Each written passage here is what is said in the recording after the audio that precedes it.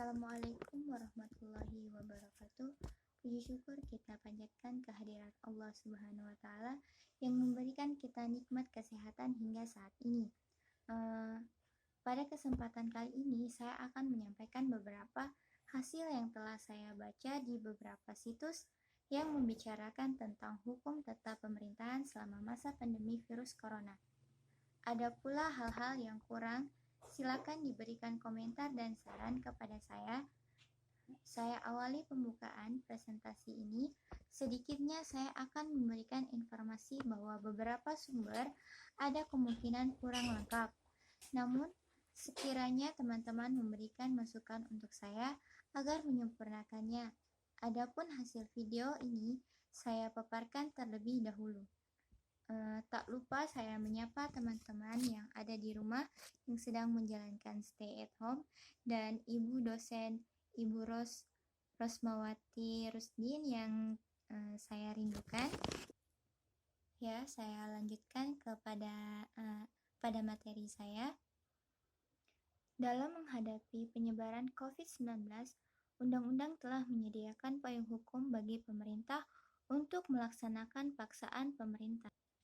Menghadapi COVID-19 ini, pemerintah telah mengambil beberapa tindakan, mulai dari menyatakan pandemi COVID-19 sebagai bencana nasional, penerbitan beberapa kebijakan oleh kementerian atau lembaga dalam menghadapi COVID-19, menyiapkan fasilitas kesehatan, hingga penutupan kawasan tertentu oleh pemerintah daerah. Keabsahan intervensi negara terhadap warganya. Alinea keempat pembukaan Undang-Undang Dasar 1945 menghendaki negara harus aktif dalam melindungi segenap bangsa Indonesia dan seluruh tumpah darah Indonesia, memajukan kesejahteraan umum dan mencerdaskan kehidupan bangsa.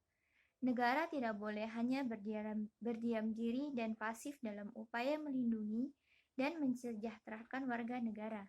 Sebaliknya, harus hadir dan aktif melakukan intervensi dalam kehidupan masyarakat. Untuk menghindari penyalahgunaan kekuasaan, intervensi negara tersebut harus berdasarkan hukum Prajudi Atmosudirjo 1994. Negara adalah satu-satunya lembaga yang memiliki keabsahan untuk melakukan tindakan kekerasan terhadap warganya. Demikian kata Max Weber.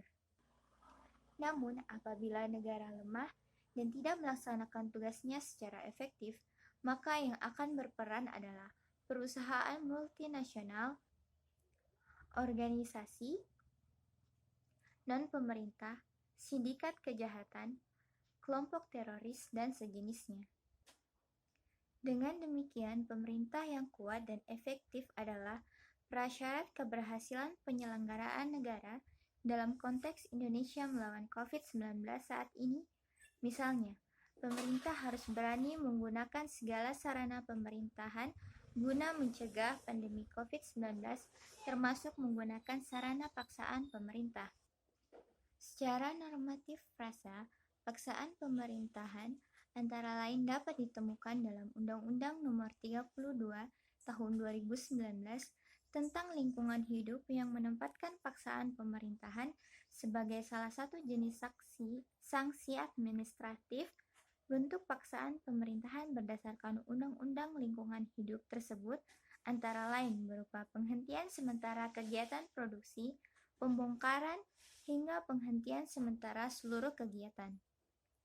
Dalam menangani kasus pandemi COVID-19, dasar kewenangan penggunaan paksaan pemerintah merujuk pada Undang-Undang Nomor 24 Tahun 2007 tentang penanggulangan bencana. Undang-undang ini menyatakan penyelenggaraan penanggulangan bencana pada saat tanggap darurat berupa penyelamatan dan evakuasi masyarakat, hingga pemberian wewenang kemudahan akses bagi Badan Penanggulangan Bencana untuk melakukan penyelamatan. Paksaan pemerintah berada pada ranah diskresi, sehingga pemerintah dapat memilih menggunakan paksaan pemerintah ini ataupun tidak menggunakannya. Apabila pemerintah hendak menggunakan paksaan pemerintah harus telah mempertimbangkan semua kepentingan yang terkait dan memilih bentuk paksaan pemerintah yang paling efektif. Selanjutnya, pelaksanaan paksaan pemerintah harus memperhatikan asas-asas umum pemerintahan yang baik, seperti azas kemanusiaan, azas keadilan, azas keterbukaan, azas kepatutan dan kepantasan, azas itikat baik, dan seterusnya. Peraturan pemerintah ini juga dapat merugikan masyarakat. Dimungkinkan pemerintah dalam menerapkan paksaan pemerintah kurang memperhatikan segenap kepentingan yang ada, atau bahkan paksaan pemerintah telah diselewengkan oleh oknum tertentu sebagai penyalahgunaan wewenang sehingga merugikan warga. Dalam hal ini, apa yang dapat dilakukan oleh warga? Yang dapat dilakukan oleh warga adalah mentaati beberapa peraturan pemerintah yang tidak memberatkan bagi warga tersebut, dan ketika warga tersebut merasa terbebani, silakan tidak menggunakan peraturan tersebut. Selain itu, warga juga dapat melakukan upaya perlindungan hukum lainnya, misalkan upaya politis berupa kontrol oleh lembaga perwakilan rakyat, pengaduan ke ombudsman, ataupun penyampaian kontrol sosial melalui media massa. Selain itu, apabila warga masyarakat menemukan unsur yang bersifat melanggar hukum pidana dalam pelaksanaan paksaan pemerintah, dapat diajukan kepada aparat penegak hukum. Paksaan pemerintah hanya dimaksudkan agar perbuatan pelanggaran itu dihentikan. Dalam konteks pandemi COVID-19, paksaan pemerintah dimaksudkan agar segala kegiatan yang memungkinkan penyebaran COVID-19 dibatasi, bukan dimaksudkan menestapa warga. Dalam hukum administrasi dikenal adanya kumulasi sanksi, yaitu berupa penjatuhan sanksi administratif bersama dengan sanksi pidana. Sanksi administrasi berupa paksaan pemerintah dapat langsung dilaksanakan oleh pemerintah secara sepihak, tanpa perlu menunggu putusan pengadilan guna menghentikan aktivitas yang dapat menyebarkan COVID-19. Adapun dalam penegakan hukum pidana, aparat penegak hukum harus melalui prosedur yang lebih panjang, mulai dari penyelidikan hingga adanya vonis. Salah satu atau kedua jenis sanksi tersebut dapat diterapkan dalam upaya mewujudkan perlindungan warga negara dari penyebaran virus corona. Kondisi saat ini menuntut peran pemerintah yang semakin besar, persaingan ekonomi dan politik antar bangsa, kerusakan lingkungan yang menimbulkan bencana alam, adanya aneka wabah dan epidemi, dan seterusnya, hanya mungkin diatasi oleh pemerintah yang efektif. Pemerintah harus menggunakan berbagai sarana hukum yang dimilikinya untuk mengatasi berbagai tantangan tersebut, termasuk dengan menggunakan sarana paksaan pemerintahan. Dalam menghadapi penyebaran COVID-19, Undang-Undang telah menyediakan payung hukum bagi pemerintah untuk melaksanakan paksaan pemerintahan.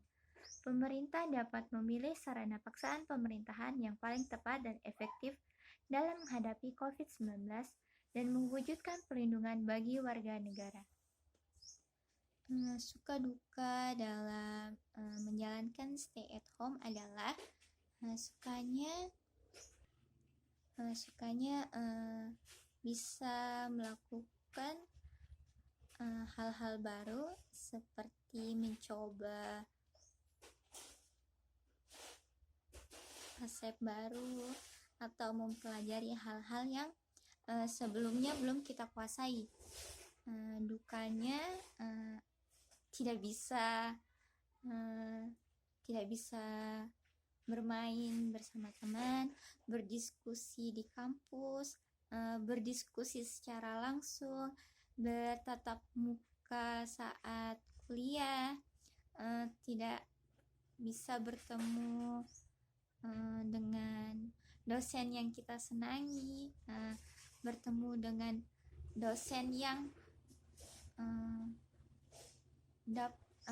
bisa menghibur mahasiswanya, dan untuk teman-teman selalu sehat, selalu menjaga kesehatan di rumah, dan selalu berdoa agar dijauhi dari virus corona.